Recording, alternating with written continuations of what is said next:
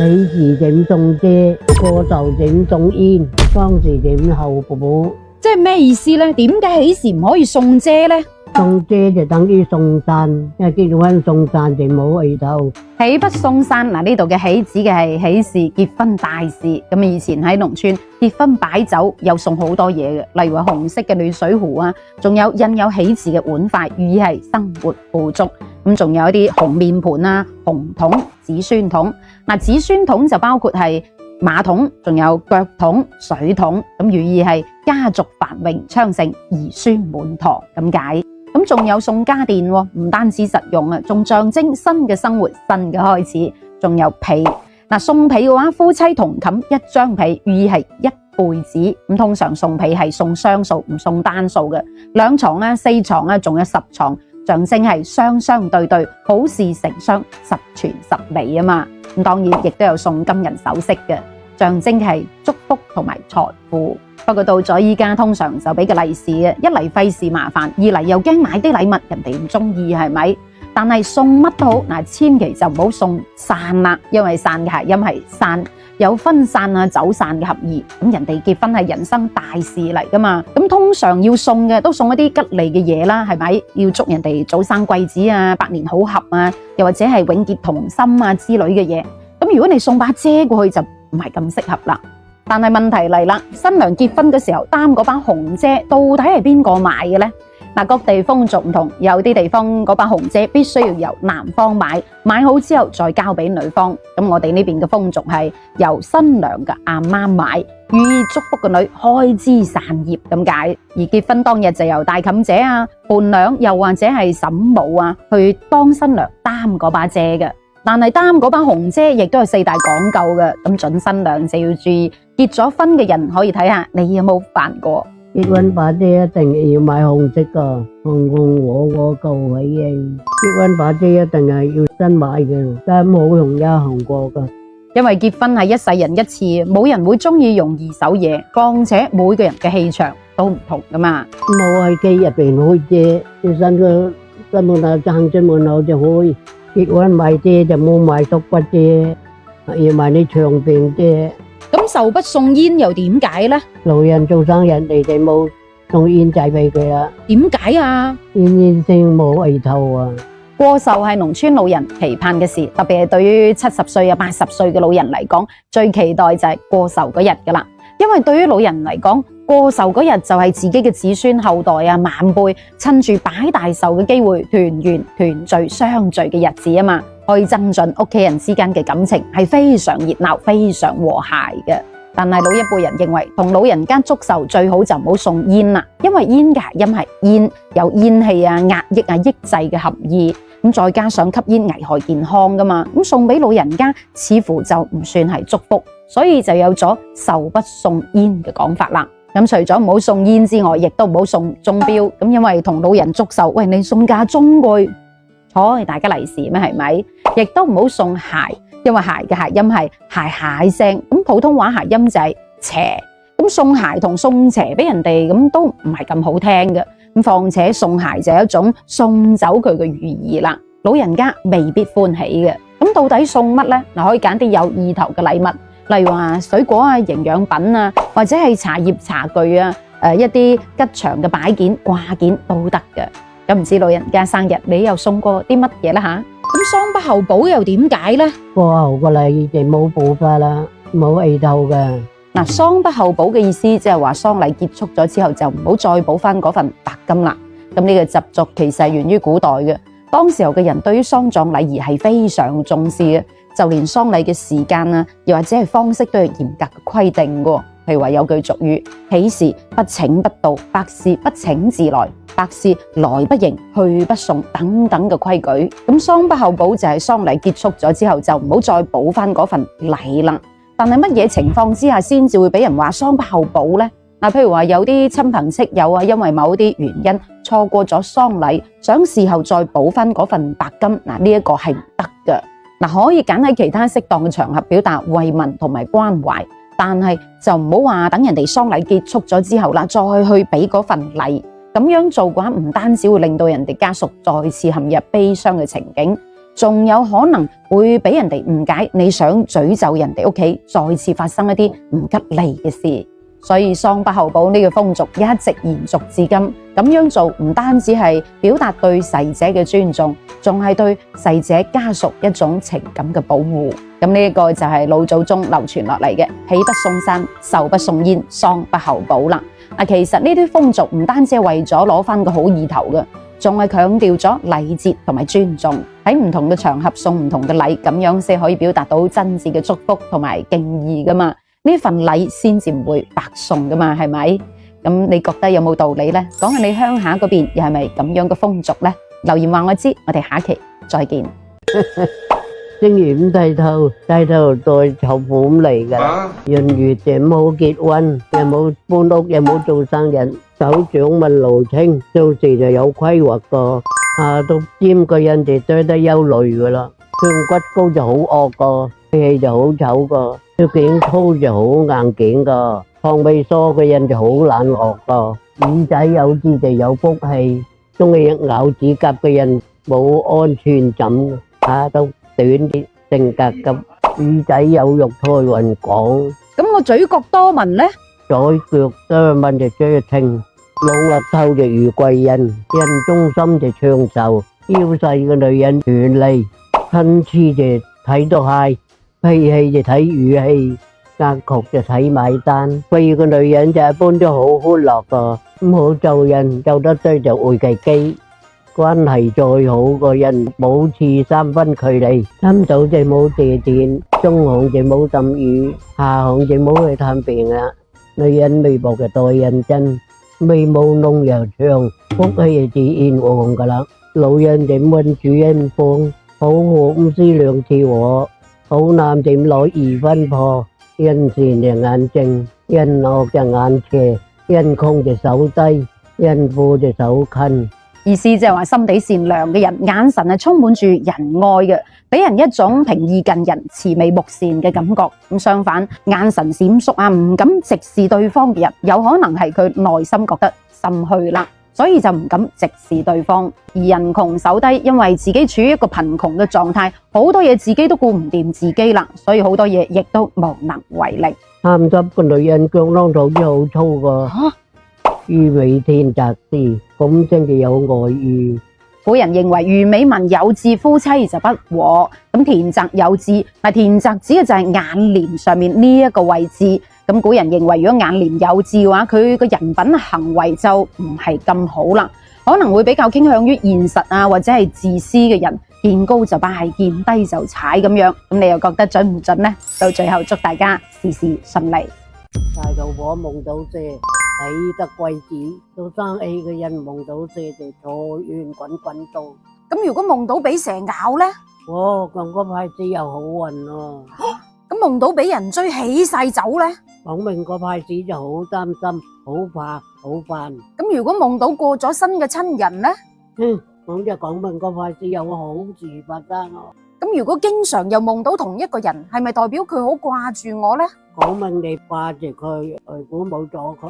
咁如果結咗婚嘅人，經常夢到以前嘅男朋友、女朋友，自己一啲舊愛，咁又代表咩呢？講明你自己滿你老公老婆婚姻係啦。咁我琴晚夢到甩牙又點呢？可能冇咗重要嘅人甩印啊。咁我夢到喺好高嘅地方跌落嚟呢？可能你嗰派子夢到唔識解決個事喎。咁發春夢又代表啲乜嘢呢？關鍵時刻扎醒嘅喎。女人發春夢就有錢揾喎，男人發春夢就有貴人相助。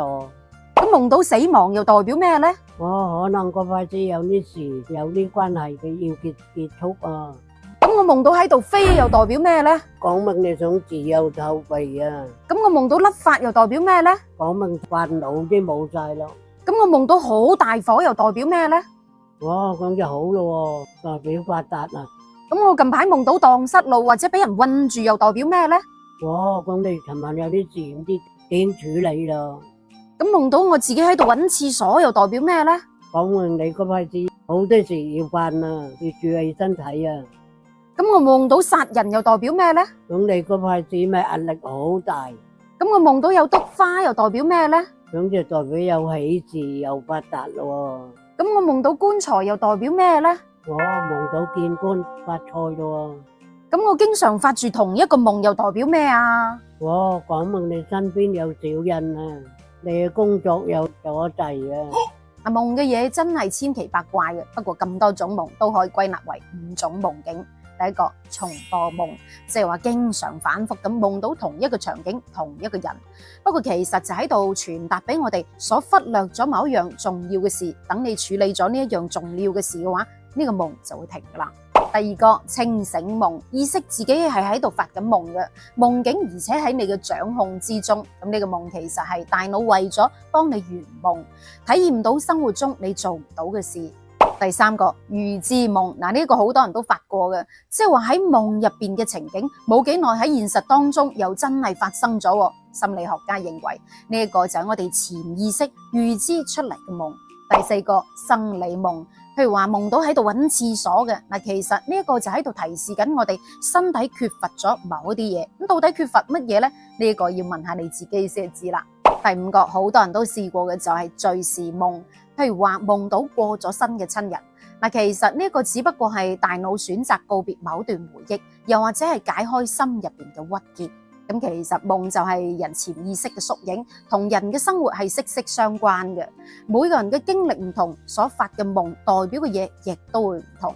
唔知你琴晚發嘅又係乜嘢夢呢？留言分享下，祝你今晚有個好夢。夫妻同屬相，日子點就窮。邊啲生肖結婚夾啊？兩隻老鼠唔怕虎，兩隻牛就叫到臭，兩隻老虎嘅有財富，兩隻兔就多福祿，兩隻馬騮就冇憂愁。咁兩條蛇又好唔好呢？兩條蛇就財路通啊。咁兩隻狗呢？兩隻狗就雙隻狗。咁老鼠同牛呢？鼠牛係財氣厚，虎兔運勢優，龍蛇就智慧有，馬配狗走得長久，長配豬富到流油啦。攞個老婆高過個頭，將來幸福到白頭。睇唔起你嘅人就只係親戚，我哋有錢嘅人只係熟人。又好似係喎。莫在寡婦門前坐。咁又係啊，寡婦門前是非多啊。寡婦再怕心兒長，光棍更怕被窩涼。自己個膊頭就冇拖短俾一拍，拍走啲好運氣噶啦。老一輩人認為人嘅膊頭有2把火，呢2把火係為咗保護我哋免受嗰啲邪氣侵擾嘅。如果拍熄咗呢2把火嘅話，就會帶嚟衰運咁話。所以你見到有啲人游開乾水嗰啲啊，唔中意俾人拍膊頭就係咁解啦。就算你冇錢都冇話嘅雞窮，越話越窮。我狗就冇餵雞，狗肉就冇上席，客人仲喺幾日，你就冇去沖涼。丈夫出門穿好衣，家中別又好妻。女仔結婚前就冇去男仔屋企住，做嘢有3不怕：一冇怕年齡，二冇怕孤獨，三冇怕未來。梳頭唔好就一日過，家夫唔好就一世錯。上台就放隻招財貓，將外面啲財氣啲招搲來啦。耳聽為虛，眼見就為實，人老心老，身窮志窮。做頭3不對，家旺人富貴。邊3不對呢？做頭就唔好對住大門口，因為大門口係一間屋企嘅氣口嚟嘅。如果灶口對住大門口嘅話，咁樣就會導致過風堂，影響屋企嘅運氣、財氣同埋福氣咁話。咁再講，其實有存在安全隱患嘅。咁你試想下，一打開個大門口，啲風就起晒吹到個灶口，就會令到啲火熄滅啦，仲會吹到到處都係好危險嘅。而灶頭就冇對窗，因為窗係通風採光嘅位置，咁如果灶口對正個窗嘅話，就會令到啲火勢唔穩定，甚至引發火災啊！而且啲油煙吹到個窗嗰度係好難洗嘅。灶頭又冇對住個廁所。喺傳統文化入邊，廚房係代表屋企嘅火元素，應該將佢安置喺屋企嘅正能量嘅地方。咁而廁所係陰濕之地，係污穢之源。咁如果兩者相對就唔係咁好，而且好影響煮嘢嘅人嘅心情，好影響食慾咁係咪？咁再講啦，灶口對住嘅廁所係好唔衛生嘅。咁如果都對住又點算呢？廚房放個葫蘆，話殺又招財。因為葫蘆係代表福祿啊嘛。咁第二個方法就係可以安裝隔斷，阻隔一下。第三個方法，放一兩棵綠植，例如話綠蘿啊、吊蘭啊，咁樣擋一下。咁到最後祝大家一順百順，百無禁忌。女人嫁立月龍，男人娶精月射，初一就娘娘，十紅就官。咁呢一句老人言嘅意思，即係話大年初一出世嘅女仔就係娘娘命，而正月15出世嘅男仔就以後當官咁話喎。咁唔知你又係咪呢？走鏈走額，封印嘅就黃字協，勸應嘅就黃印勸。生日就冇嗌交喎，一年點順利啊，未冇恨，可能有親戚來探你嘅啦。哇，有蝙蝠入屋喎！蝙蝠入屋有偏財，做事心寬，唔求結果，善果就來噶啦。有病就冇到處為人啲人知，喂，一戶開兩門，人才真難傳啊！呢度嘅一戶兩門指嘅係正門、後門或者係側門。咁古人認為，如果後門同埋正門同時開嘅話，咁樣係會好影響財運，會導致人才流失咁話喎。人要為樂越為樂運氣就越好。女人冇斷冇錢可存，女人冇要揾錢至打水漂，日理都係動，夜晚就小夢，瞓覺知天洗腳，勝過一股血。窮存錢破太本，背後冇人一長短，冇用爛咗個掃乾掃地啊！你揾個女人啲嘢就冇做嫁妝啦，大佬我就冇日歸冇日待遇，點解呢？冇氣頭真嘅，女人嚟嫁就冇上瞓，夜晚就冇喺蹺蹺度屙尿，到底人有鬼有，間房個門就冇對住個門口，咁點算呢？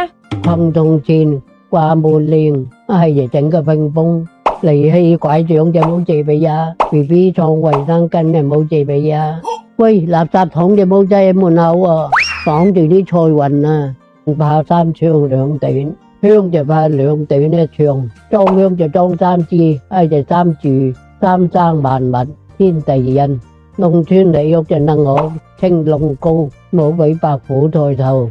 嗱，呢度講嘅係間屋嘅選址同埋佈局，意思就係話起屋嘅時候，左邊即係話東邊青龍位嘅地勢啊，或者係建築物高啲都係好嘅，但係就唔好比右邊即係西邊嘅白虎位高過啦，唔係嘅話就會影響家運咁話喎。咁最重要都係影響採光啊，所以話薑越老越辣，多聽下老人言，幸福在眼前。講下你今期學到邊句，祝你事事順心。老虎就冇拜觀音，狗就冇戴金頸鏈，男戴觀音，女戴佛。吓，即係點解呢？觀音就觀音，女戴佛就有福。老鼠就冇運正南邊啦。嗱，根據老傳統嘅講法就話正南方位就屬火，咁老鼠就為子水，咁如果老鼠瞓正南方位嘅話，就會變成係水火不容，影響運勢咁話。男怕屬雞，女怕十羊，男怕初一，女怕十紅啊！吓，咩意思呢？初一出世嘅男仔就好得惡教噶，十紅出世嘅女仔就好面梗噶。調轉就好咧，初一太太，十紅就官啊。冬生龍，夏生鳳，春秋嘅細蚊仔再面硬，狗女咁走就要轉運啦，又如串門就家興旺啦。咁自來貓自來狗又好唔好呢？自來雞公，自來狗富，自來貓易看大鋪，夫妻同屬相，生活就變大響。啊，夫妻同邊啲屬相又唔好呢？兩隻老鼠就唔怕虎，兩隻牛就笑到尾。還係即係兩子不碰頭，夫妻難白頭。吓，點解呢？即係話兩隻手指黐埋就好講嘅啦。哦，嗱，呢一個係根據老人嘅講法吓，中指代表嘅係自己，無名指代表嘅就係配偶。咁如果中指同無名指喺自然並攏嘅狀態之下，可以親密接觸嘅話，即係代表兩公婆可以和諧美滿啊，好和諧咁話。咁相反，如果自然並攏嘅狀態係有條罅嘅話，即係講明和諧有隔閡啦。我話你知啦，頭溫就真，二溫就攰，三溫夫妻就要受罪。嫁出去個女咧就冇插手個外家嘅事啦，借米就冇借菜，借 A 就冇借蟹。點解呢？借菜就tâm爛佢，借蟹咧着爛我個。記住橫風橫雨不行放肆，外母老母即係啊嘛，千祈冇住埋一家。男人出遠門就冇入幾子，吓，點解呢？冇個頭噶啦，一隻馬就冇抱兩隻鞍，一腳就冇踏兩船。男人越少去企就越窮，女人越中意個老公脾氣越大。男人冇錢就少啲去外母屋企啦。未嫁嘅女仔即冇未先就去家婆住嘢啦。男就冇相貌，女就冇相狗。點解呢？男仔相貌就冧船，女仔相狗就刁慢噶啦。空事點請即冇去，白事不請自來。白事後父個禮金即冇收，咁孝順就白事先嚟噶啦。句老人言，句句有大智慧。咁你又認同邊句，學到邊句啦吓？不過有一啲大家聽下好啦，唔好太過盲目去相信喎。睇到呢度嘅話，評論區打上百無禁忌，平安順利。下期再見。人輩自窮一世，人背後苦到透。即係點呢吓？好似有粒大志就咁好咯，你想就冇來，錢又冇來燒，送禮就冇送鐘冇送鞋。人終世就生女，做樣樣之唔順利嗰時就做3件事。邊3件事呢？一飲碗雞湯，唔着邊色嘅衫；3搞企理企嘅衛生。人堂大雄有啲好嘅宗旨，個手勢亂就幸福多，手掌穿自問，一世唔受貧，手掌穿移民，富貴唔離身。哦，即係手掌有個穿字就好啊，咁我2個喎。係喎，穿移民好少見噶，直指下邊鼓鼓起，家裏不受窮。哦，白馬就怕金牛，鼠向5到頭，一虎一兔，財富穩固。人生有2餐飯冇日，邊2餐啊？一開咗個胃酒席，二係飲斷個酒。人生有2個人冇見，邊2個人呢？離婚個夫妻，花轉頭個朋友就冇見啦。哦，呢一個係指以前有過矛盾，後嚟又揾翻你嘅朋友。既有大肚婆就冇資搬屋啦，60就冇借債啦，70就冇留嘢。揾咗睡眠就俾準要俾錢，諗住個老婆瞓覺就非富得貴，小錯就靠勤，大錯就靠德。男唔理狗，女唔理牛，以菜餵草，以身就餵寶。臭魚爛下，索命冤家，知足常樂，無求常安。馬瘦冇唱冇人騎，人窮講話就冇人聽。窮唔怪父，孝唔避兄，苦唔責妻，氣唔空子。窮不怪父嘅意思即係話自己貧窮就唔好怪責父母。咁孝不比兄嘅意思即係話每個兄弟姐妹孝順父母嘅方式都唔同嘅，唔應該互相去比較攀比。最緊要係有心啊嘛。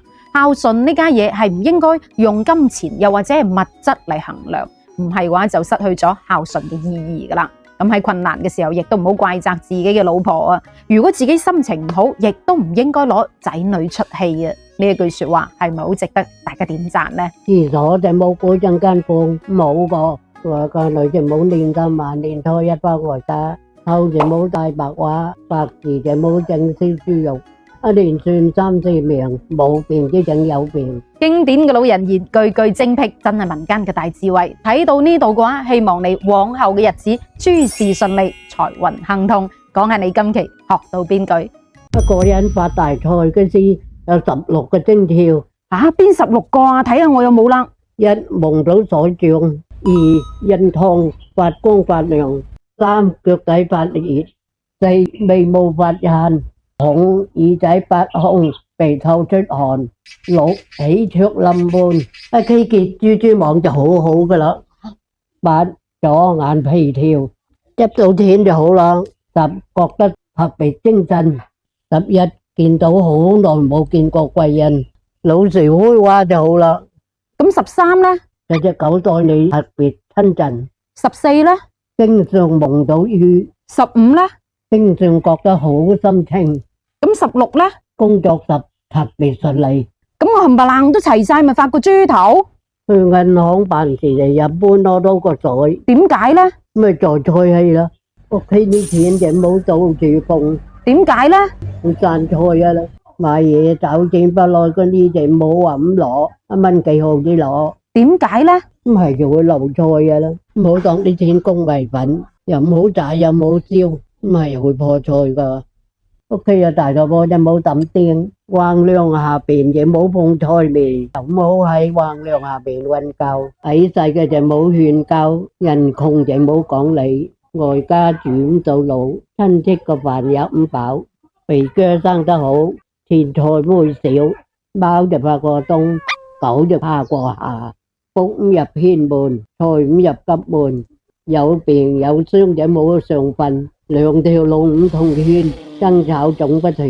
哦，即係兩條龍多交嗌啊！牛羊同日肚，和睦就冇煩惱。嫁出個女就冇返外家過年，女仔攞嘅日就冇去住廟啦。冇壽就唔成父子，冇勸就唔成夫妻。雞乸學雞公叫，家中人有禍。啊！逢盛帶左手就挑桃花，帶右手就擋小人，半夜就冇照鏡，飲水就冇照鏡，三寸長壽，四寸就冇憂。三寸長壽，四寸無憂。呢度講嘅係枕頭嘅高度。咁三寸大概係9.9厘米，四寸大概係13.2厘米。呢一句老人言係告誡我哋，枕頭嘅高度最好係9到12厘米之間，對我哋嘅睡眠先至好。唔知你嘅枕頭有幾高呢？行路腳踭到地，好短命噶啦！刷到呢條視頻一定係磁場相吸引嘅奇妙緣分，希望你越嚟越旺，將好運帶返屋企。收到嘅話，點個讚，講句接住，講下你今期又學到邊句。